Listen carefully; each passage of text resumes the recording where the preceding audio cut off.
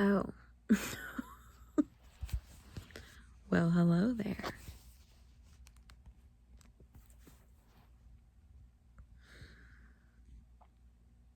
We short-circuited a fuse for the second time since we moved into this place. This time it was yesterday, and then we took a look at it earlier today, and then when I came home this evening, it was wrapping up situation, everything's fine, it's working. But I also sat down because I wasn't really wanting to go to bed just yet. I have a lot on my mind. We've been contemplating a myriad of things, if you will. And it's not even that I have...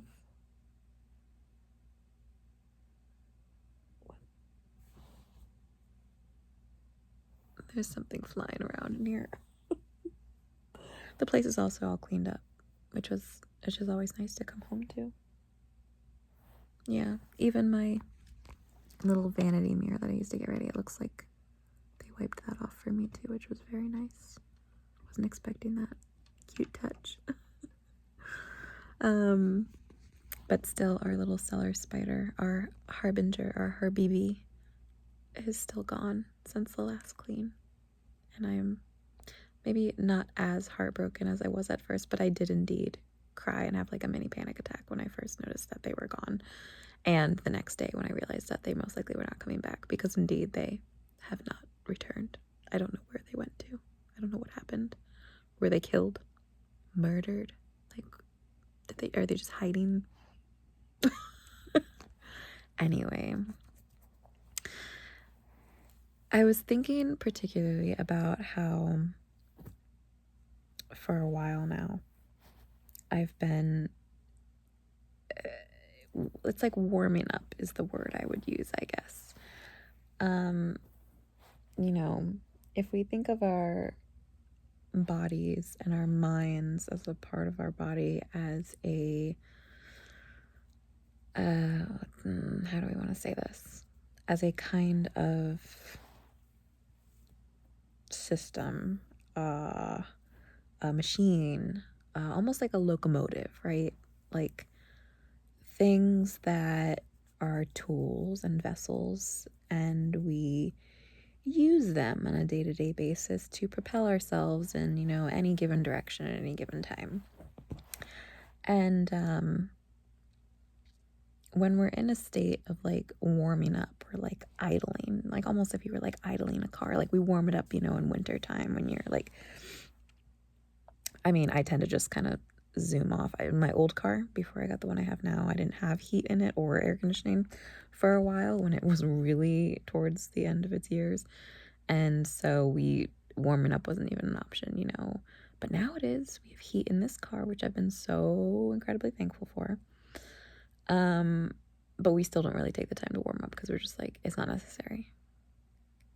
So then we could also apply that to what areas of our life are we just warming up, or are we just idling? Are we not taking that next step to do the thing, to jump, to take a leap of faith, to do whatever it is that we've been wanting to do for however long, for whatever reason, yada, yada, yada. And I definitely sat in that energy for a very long time of warming up, idling. Although I wouldn't say it was entirely idle. There is a lot that I had been working on over the years and nurturing, almost like this little plant, right, internally, of I had these things inside of me that I was caring for, that I kept hidden and tended to them quietly, secretly even, so that they would be ready when the time came. And I don't know, this is kind of impromptu, right? So we didn't have a very clear or exact thing that we wanted to talk about, but that's kind of how it goes. And one of the things that I have felt challenged by, or that I have felt are certain areas where I have tended to hold myself back in my own life, is in regards to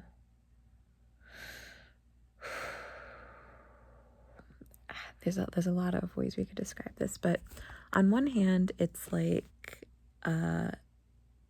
patience, like being able to identify what our strengths and weaknesses and how they coexist and how we can work with both of those energies, right? And so I've always identified myself as a fairly patient person, uh, even to the point or to the extreme of sometimes being entirely too patient, where like I can sit in a waiting space, whether that is, in my mind or in my emotions, in my heart, body, even, where I'm just like not moving forward or I'm not taking certain actions for whatever reason, right? But like we felt stuck in different times in our lives for a variety of things. And so, again, there's like the strength and the weakness to this, where on one hand, I'm someone who can wait for incredibly long periods of time for, something to occur. But also at times we can kind of hold on to things that we really need to let go of and wait for entirely too long. And oftentimes that happens more so when we feel unclear about a certain area in our life or something that we've been contemplating, where we may be avoiding certain aspects of it, and so we find ourselves in this more stagnant, stuck waiting place where we don't really want to be waiting. But nevertheless, right, it happens, being human. And so for me personally, right, there were a lot of things that I kept hidden for a long time, and in essence, in a way, or in many ways, I was in a state of waiting for a lot of things in my life. And I wouldn't even say that a lot of it was even necessarily conscious, that I was like aware of certain things that I was, waiting for, more so that it was like there were certain very specific things that I knew I was like on hold, on pause, like this is frozen out here, because I, didn't feel ready or want to make certain decisions about some things. And that is okay, right? And that can even be good at certain times in our life and even necessary, when we talk about living in a state of survival, especially. And for me, particularly, if we go back to the car analogy, I am one of many people who has experienced homelessness and who used to live, out of their car. So while I was very thankful to not have lived in the street and I still had a roof over my head and, the benefits that came from having a small little space like that was my own and still allowed me to transport myself and to continue working and whatnot. Living in that way, especially when I didn't necessarily always have access to very basic things that I needed, not even just for comfort, but for like safety and general well-being, whether that came to like being able to stay warm enough in the winter or stay cool enough in the heat of the summer, to, properly sleep or properly get nutrition or stay hydrated, still move my body. I mean, there were a lot of things that I was sacrificing and wasn't like fully being able to experience on a day-to-day basis because of my situation. And so I very much, I mean, even before that, there were periods in my life where I was kind of stuck in that survival place. And so I felt stuck, like I wasn't able to move forward in a lot of ways. But one of the more recent ones would have been when I had been living in my car up until, I was able to get into a transition place and get myself unstuck and get myself out of that situation so that I would not be going back to that. And there was a lot that I had been working through during that time related to my healing journey and to facing and dealing with the things that got me in that situation in the first place. Working through our trauma, dating back to our childhood and our dysfunctional family dynamics and our insecure attachment style and our, avoidance of feeling and addressing our deeply rooted emotions that, just kept us in that place. And really, a lot of the things that kind of show up in our reality or in the life that we're living in the world around us that contribute to that feeling of stuckness or idleness, or like we can't move forward or do the things that we really want to do, oftentimes do have a direct relationship or correlation to our emotions, to our emotional health and well-being, and how that, is directly impacted by our heart space. And so, not that, I'm like seeing where this is going now, and this was not, again, I mean, we didn't really necessarily intend to talk about any of this stuff. We're just here, we're just chit-chatting, right? So, um, one of the things that did occur while I was in that transition space and I was getting myself back on my feet again and working through a lot of my things that needed some serious help, some deep healing. One of the things that happened during that time was that I uh, I experienced certain things that I would not have necessarily been able to explain at the time. And when we talk about things like spirituality and going more into mysticism and like the occult and whatnot, those aren't as what's the word? They're not as readily accepted by many people, right? In society in general, but then especially like in smaller communities, smaller towns, and, for many of us, whatever circles we have around us. And so as I was going through my experiences here and kind of sorting that out, with myself and with God, with the universe, with all kinds of things. I mean, we were really, I don't want to get too much into this right at this very moment in time. We have written a bit about it and, spoken of it with a very small, select couple of people, like not even really. Most of it has been just with ourselves and processing through. Because I also didn't feel comfortable with sharing, or I even honestly felt a sense of like instruction at the very beginning when certain things started happening not to share, because I could see how talking about my experiences without having a deeper understanding of them could potentially make me look crazy, like absolutely insane, off my rocker, and, could cause some concern, and I could see how, I could see why. And so I was instructed, or felt instructed at least, to kind of keep my mouth shut for a while and sort through it on my own. And there was a lot that happened. And, ultimately it has led us to being where we are now. And I'm very thankful to be in the position that I am right now. We've made leaps and bounds, like, other than, we had moved out of our car into the transitional space. Our car had broken down, for one of the last times. We ended up trading it in and getting another used car that, was about the same age, but like cuter, ran better, more of my like current style, and, more functionality to it. Payments were even cheaper, and just loved it, right? Like that was one of the like first signs, like good things going that way. And then again, feeling a lot of like emotional unburdening, internal release of things that we held on for a long time. And it was like an outpouring from there of sorting through the plethora, I guess you could say, of things that were like stuck in those hidden places.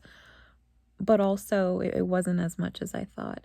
And I feel like, that could perhaps be similar for other people who have gone through something similar, their own healing journey, where a lot of it happens in our day-to-day actions and choices. It's just what we do every day. You know, we wake up, we take care of ourselves, and we take care of the people around us in a variety of ways. And every little action that we take contributes to, you know, our own well-being and the well-being of the world around us. And that is kind of like the essence of what karma or dharma is, as well as a variety of other, you know, beliefs amongst the major religions and teachings, but not to get too much into that. See, I think going back to what we were talking in the beginning about feeling kind of stuck in the ways that, you know, not only I, but we in general kind of hold ourselves back or keep ourselves in this idling place.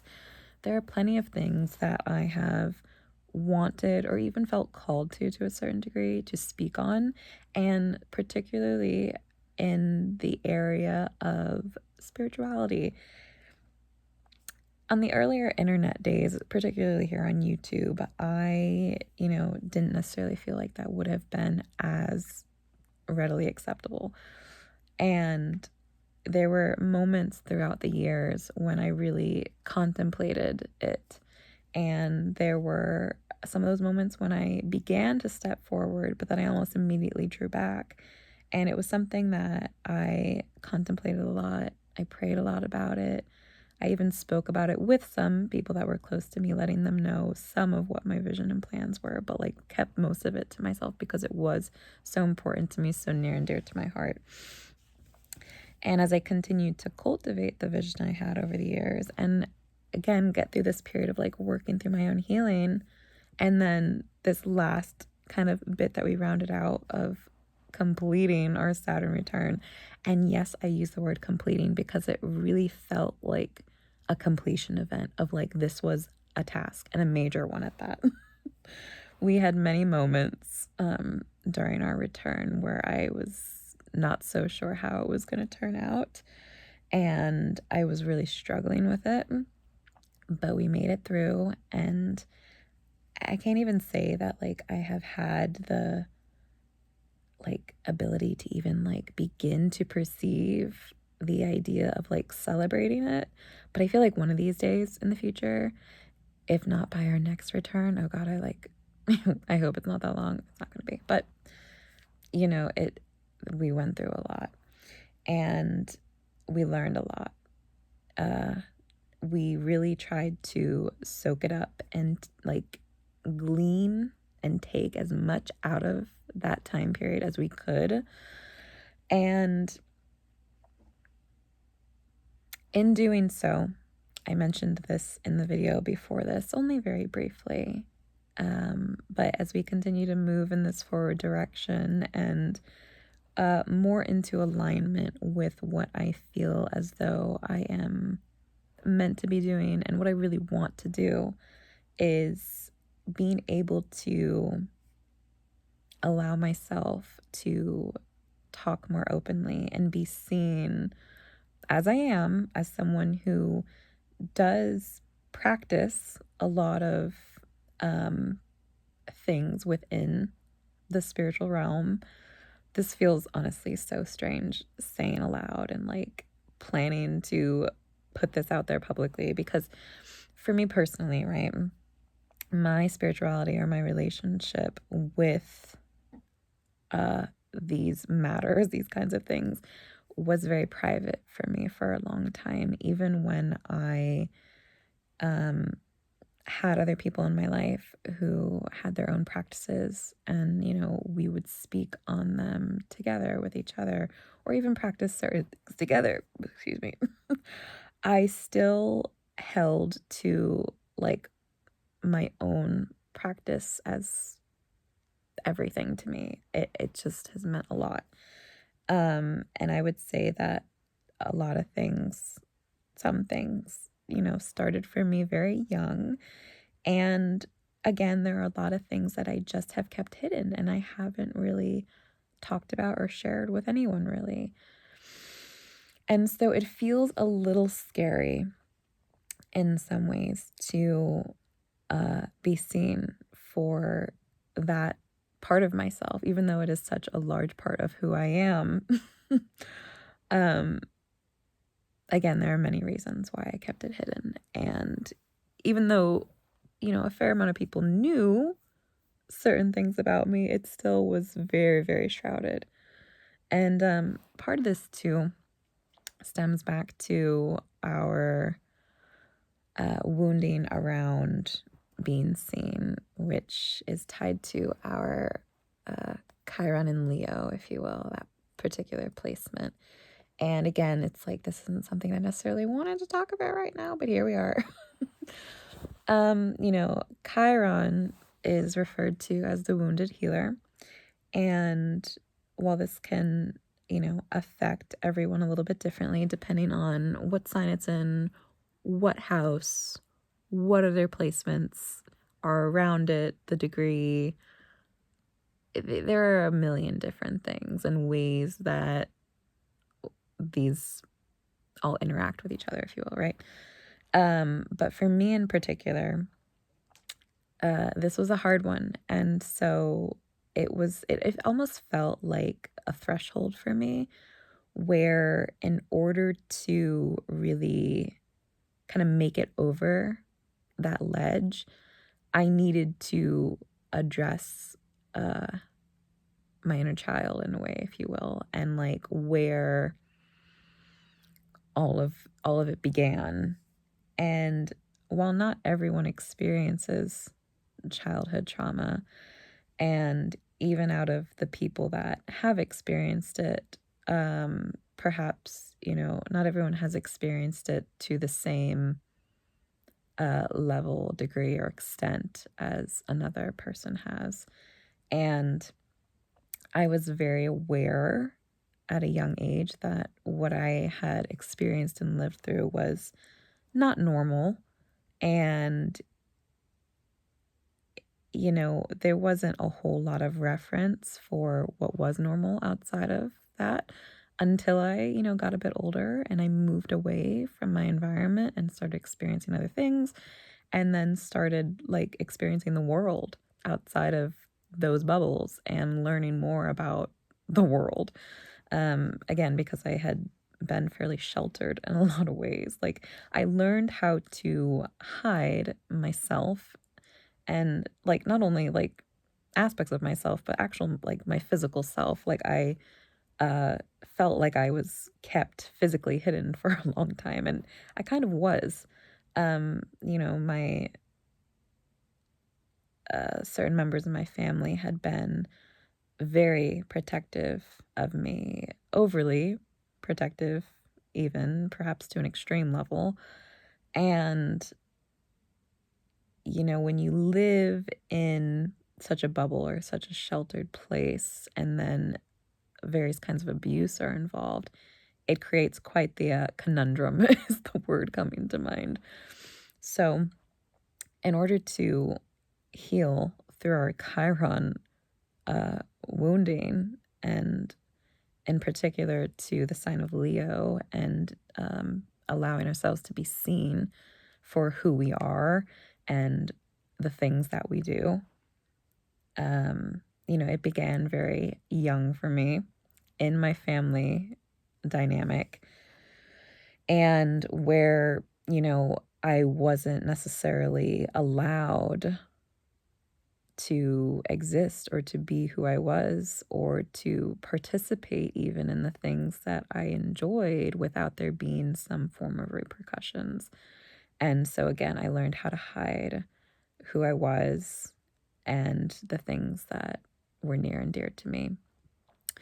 And the other side to that, though, that I would say that would be a bit of a strength that has come out of that is the ability to protect, right? And so I learned how to protect what is most near and dear to me. I learned how to protect my own heart and the vision that I held, like long-term vision for my life, and like specific goals and things that I wanted out of life. And ultimately, all of that has led up to the point where we're at now. So this is getting a bit long. We're going on half an hour here soon, so I think we're gonna wrap this up. Like immediately get uncomfortable and then start to joke and make a little uncomfortable, nervous laughter. Throw that in there, yeah. Hallmark. We began this talking about what? Stagnancy, feeling stuck. Yeah. And how I blew a fuse. Idling.